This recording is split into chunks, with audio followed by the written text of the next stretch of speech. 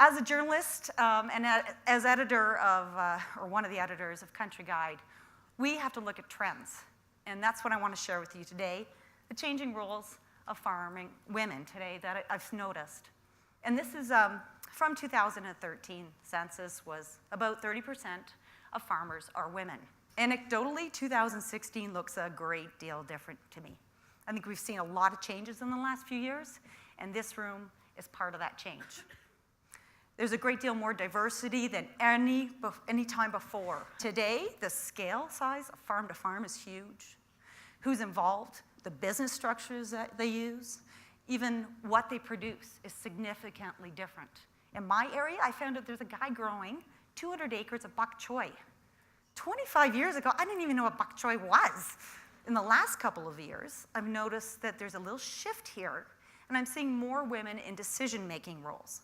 And I don't know what the definition of a farmer is, but to me, that's part of it. I think you have to be part of the decision-making to claim yourself as a farmer. So when I started, when I interviewed people in grain news, in 97, 98, in that kind of time frame, I rarely got to talk to women. But today, often, I get to talk to couples, sometimes just women. It's changed to maybe about half the time I get to interview women too. And why? Why are there more female farmers? Part of the reason is that it's brains over brawn today. Technology has become way more important. Flexibility, as I mentioned before, is another big factor, because if you want to take the kids to school events after school, we have to have a robotic milker can make that happen on a dairy farm. Also, business knowledge has become a lot more important, and we've seen this in Country Guide and how it's just being absorbed by people talking about business and agriculture. And women tend to be really good at managing people and managing systems. And this is my personal observation, but I'm absolutely blown away by those skills. Agriculture today is a much more detailed business. And when I'm talking about the chickens that I raise, when they're baby chicks, it's grams per day I'm looking at. This is data-driven decision-making. It's also become a lot more socially acceptable, and there's more networking like this group. So it's easier to be a woman who's a farmer. The new generation of farmers is very different, and I put new with an underline under W for women. And this is my niece, Tiffany. She's 27, and she's what I would call an agripreneur. She started her own 200-head goat farm, and she is producing non-traditional crops and livestock. So she's going out and selling goat meat, of all things, and doing amazing. She sells it at farmers markets, she sells it online, and last week she stopped in and stayed at my place. She's just bought herself a retail front to sell this goat meat, and she rents her agricultural facilities, which is interesting. She rents the farm where her goats are, but owns a retail front. She knows where the money's made. But her goal is not to marry a farmer, which I would have heard when I was probably her age. I probably heard that a lot. Her goal is to buy a farm of her own.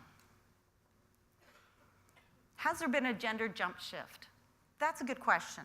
A jump shift is actually an economic term in agriculture that means if you apply a new technology, you're going to jump up in scale. And so I looked at some of the numbers, and when I counted it up, there was, in 2003, 2004, the graduating class had about half of females graduating from OAC, the degree program. 10 years later, there were 1.5 times more females in that class graduating. Significant jump shift in numbers. And the impact of this is significant. The energy and intelligence of half our farming population will finally be fully utilized. Wow. Wow, is that significant? We'll have more efficient use of skills instead of traditional gender roles. So if the son-in-law is way better at doing the books than anyone else, he should be doing the books. There should be no snide comments about this. He should be doing what he's best at. So we've gone from farm women to farmers who just happen to be women. And these women, they expect ownership. Of course, this is not the case in all situations. Everyone's got their roles and what they want to do. But we have to allow this. We have to mentor this. We have to lead it.